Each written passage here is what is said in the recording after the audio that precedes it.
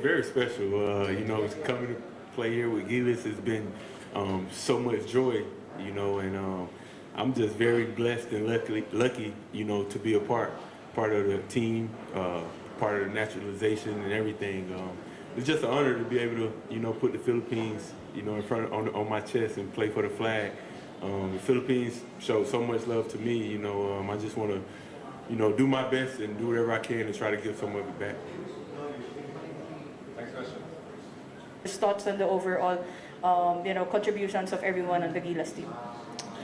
Well, we really thought that was going to be a key off the bench, those two guys, because they were basically our bigs off the bench. After Junmar and Justin, basically it was only Mason and Jamie that we had because, as you know, we are decimated with the lack of our other big players. So the fact that they both played well, I think, was a big factor. The bench really gave us a spark going on crucial runs in both first and the second half. So I hope they can continue. Mason is, 18 years old or something? Yeah, so he still has a lot to learn. He still has a lot to develop, especially on defense. But you can see his shooting prowess for a big man.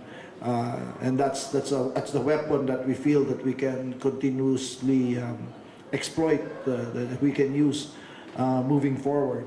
So very happy about that development. But being that they were the two bigs on the second unit, I think the way the second unit played, the way the two of them played was a reflection of how well the second unit delivered. And the question for Justin. Justin, obviously you had a lot of success for you to be able to perform and to see that Philippine crowd cheering you on this time as part of the national team. Yeah, you know, when you make a shot, the crowd gets going. You know, Filipino fans, they really appreciate basketball. And that's what I really appreciate, you know, as well too. So just making those shots, starting off hot, you know, I just really, coach told me to be aggressive, and I wanted to get the team off to a good start. And, you know, being one of the older guys and one of the leaders, you know, I just felt like it was important, you know, right off the jump. We be aggressive and, you know, we have that mentality. Coach put it on the board. So, you know, a lot of credit to him, you know, but just want to continue being aggressive and, you know, just making the fans happy and give them something to cheer about.